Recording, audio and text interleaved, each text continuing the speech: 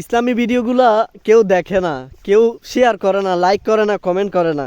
কেন? তাদের লস হয়ে যাবে, বুঝছেন ভাই? কেন? সবাই বিভিন্ন ধরনের টেক রিলেটেড ভিডিও করলে সেটা ভাইরাল হয়, এরপরে সে ফানি ভিডিও করলে ভাইরাল হয়, নাটক করলে, সিনেমা করলে ভাইরাল হয়। আর যদি কেউ দিনই কথাবার্তা বলে, সেই ভিডিওগুলোকে কেউ পছন্দ করে না, সেই ভিডিওগুলোকে লাইক করে না, কমেন্ট করে না, তাদেরকে উৎসাহ দেয় না।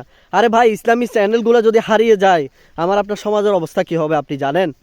আপনি জানেন এই সমাজের ক্ষতির অংশীদার আপনিও হবেন, আপনার পরিবার হবে, আপনার ছেলে, আপনার সন্তান হবে। আপনি জানেন, আমি বলতেছি না যে মানে আমি ইসলামী রিলেটেড কাজ করতেছি এই জন্য আমার পেজটা সাপোর্ট করেন, আমি সেটা বলতেছি না। যে আরও অন্যান্য যে ইসলামী চ্যানেলগুলো রয়েছে, সেই চ্যানেলগুলোকে আমরা কেন সাপোর্ট করতেছি না? সেই চ্যানেলগুলোকে আপনি সাপোর্ট করে কেন সামনের দিকে এগিয়ে নিয়ে যাচ্ছি না?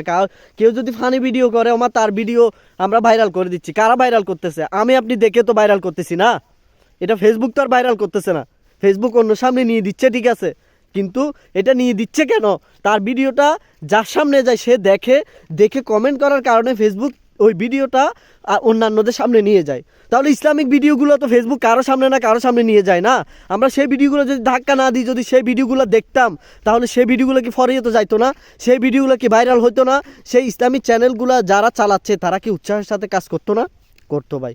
তা আমরা হচ্ছে কি, আমরা শুধু দুনিয়ার মস্তি নেওয়ার জন্য দুনিয়াবি জিনিসগুলোকে সাপোর্ট করি, আখেরাতের জিনিসগুলো পাওয়ার জন্য আমরা ভালো ভালো নিয়তে কিছু ভিডিও শেয়ার করি, কিছু চ্যানেলের সাথে আমরা অংশগ্রহণ করি, তাদেরকে উৎসাহ দিই, তাদের পেজগুলোকে উপরের দিকে নিয়ে যাই। যেই চ্যানেল মালিক সে তুফুকার হবে, তার তুফুকার হবে, কিন্তু পাশাপাশি আমরাও উপকার গ্রহণ করতে পারবো। এক নাম্বার হচ্ছে আমরা একজন মানুষকে দিনই কাজে, একটা ভালো কাজ করতেছে সেটার জন্য আমরা তাকে উৎসাহ দিচ্ছি, সেটার একটা কি ভালো কাজের সওয়াব আমরা পাবো। আর দ্বিতীয় কথা হচ্ছে, সে যে ভালো কাজটা করতেছে এই মেসেজটা অন্য কারো কাছে পৌঁছে দেওয়া, সেটা সে শিখবে, শিখার পরে সেটা আমাদের সমাজে বাস্তবায়ন হবে, আমাদের সমাজে সেটা সে প্রতিষ্ঠা করবে, সেই মাধ্যমে আমরাও উপকৃত হবো, আমাদের সন্তানরা, আমাদের পরিবাররাও উপকৃত হবে। এই বিষয়টা আপনি এভাবে বুঝবেন যে যখন কারো পরিবারে কোনো সন্তান থাকে, সবাই চায় তার সন্তান নেককার হোক, সবাই চায় তার সন্তান নামাজি হোক, কিন্তু তার সন্তানকে এই নেককার হওয়ার জন্য, নামাজি হওয়ার জন্য যে সাপোর্টটা, এই সাপোর্টটা কে দিবে ভাই? এই সাপোর্টটা তো আমাকে আপনাকে দিতে হবে, যিনি পরিবারের গার্জিয়ান তাকে দিতে হবে না?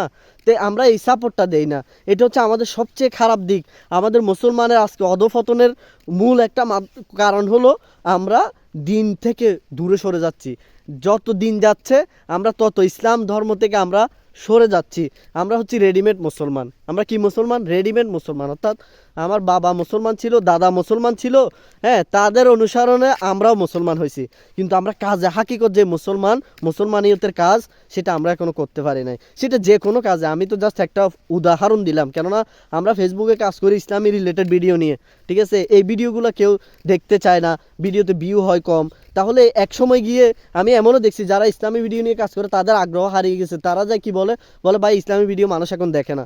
আরে ভাই, ইসলামী ভিডিও মানুষ দেখুক আর না দেখুক, আপনি যদি ইসলামী ভিডিও নিয়ে কাজ না করেন, ঠিক আছে, আপনি যদি ফানি ভিডিও নিয়ে কাজ করেন, তাহলে সবাই তো ফানি ভিডিও এগুলো করলে ভাইরাল হয়, সবাই জানে। আজকে যদি আমি অভিনয় করি, আমি এমনি ভাইরাল হয়ে যাব, ঠিক আছে, কিন্তু দিনের কাজগুলো কে প্রচার করবে? দিনের কাজগুলো কে করবে? সেগুলোর দায়িত্ব কে নেবে? এই জন্য ভাই, আমরা ইসলামী চ্যানেলগুলোকে উৎসাহ দেই, ইসলামী চ্যানেলগুলোকে সাপোর্ট করি। ইনশাল্লাহ আমার আপনার সমাজ, আমার আপনার আখিরাতের জন্য ফায়দা হবে। আমি আমার চ্যানেলের জন্য বলি না, আপনারা অন্যান্য চ্যানেলগুলোকে, অন্যান্য পেজগুলোকে ভালোবাসা দেন, তাদের পাশে থাকেন, তাদের ভিডিওগুলো দেখেন, তাদেরকে উৎসাহ দেন। এটাই হচ্ছে মানে আমার চাওয়া, ঠিক আছে ভাই? যদি ভুল ত্রুটি হয় ক্ষমার চোখে দেখবেন, আমি আপনাদের অনেকে ছোট রয়েছি, আমাকে ক্ষমার দৃষ্টিতে দেখবেন। আসসালামু আলাইকুম ওয়া রাহমাতুল্লাহ।